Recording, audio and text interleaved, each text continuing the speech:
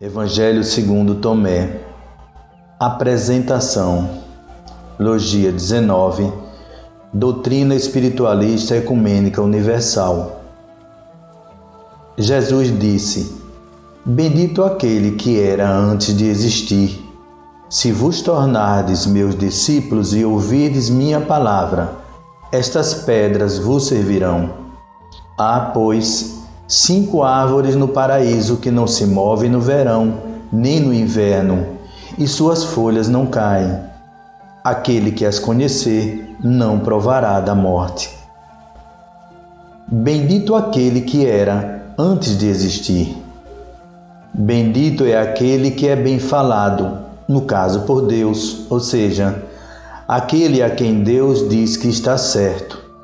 Esta pessoa é feliz, pois pratica as coisas da maneira que o Pai ensina.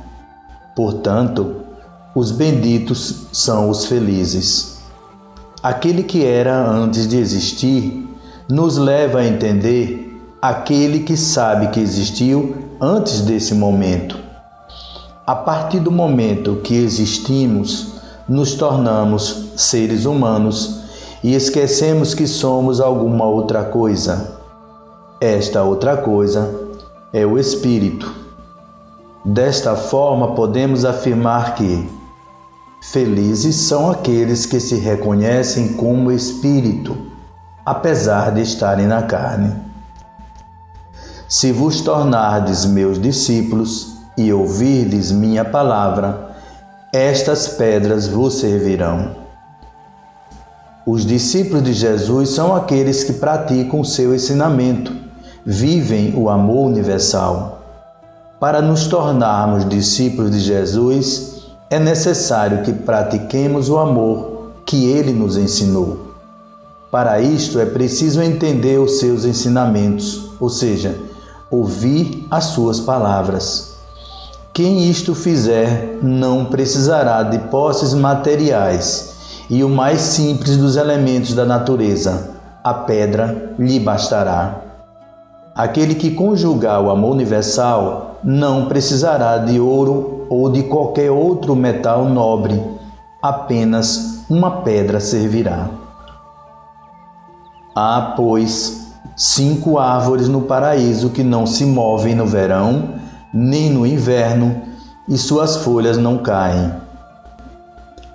A árvore possui um sentido bíblico de fonte da vida, ou do conhecimento necessário para a vida na carne. É isto que também simboliza a história de Adão e Eva, quando a mulher aceita o fruto da árvore para comer. Os frutos da árvore do conhecimento são os ensinamentos necessários para esta vida. A árvore que conhecemos possui raízes fixas que não a deixam mover-se, mas se entendermos que a sombra projetada por ela é uma extensão do seu corpo físico, podemos afirmar que a árvore se move de acordo com a posição da luz que cria esta sombra. É este o motivo da colocação das estações do ano.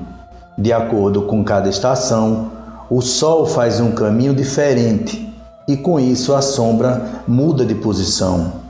Entretanto, as árvores citadas por Jesus não se movem, ou seja, a fonte de energia onde estas árvores se banham, Deus, está sempre na mesma posição. No universo só existe uma coisa imutável: Deus. Deus é imutável porque é a causa primária de todas as coisas e porque é a justiça perfeita do universo. Se ele se alterasse, as coisas seriam diferentes e isto provocaria injustiça, pois o que já foi justo não mais o seria. Portanto, a fonte que abastece estas árvores é o próprio Deus. Com isto, Jesus afirma que os ensinamentos provenientes destas 5 árvores do conhecimento são perfeitos e inalteráveis, pois têm Deus como a sua fonte. O conhecimento sempre foi e sempre será exatamente o mesmo, pois a sua fonte, Deus, nunca foi alterada e por isso as folhas da árvore do conhecimento não caem. Desta forma, podemos afirmar que o conhecimento destas árvores é completo em toda a sua essência, mesmo que não tenhamos até agora conseguido entender todo ele. Aquele que as conhecer não provará da morte. Os ensinamentos destas árvores do conhecimento levam o ser humano a entender que ele não precisa passar por uma morte. Até agora entendemos que a morte é um processo de transformação de vida que o ser humano sofre. Por esse processo, o ser humano se transforma em alguma outra coisa que irá viver em outro local.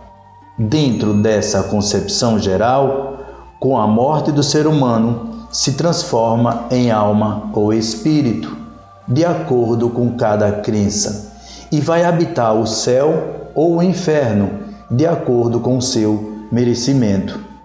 Não podemos afirmar que o ser humano não mais passará por este processo, pois o corpo, carne, perecerá.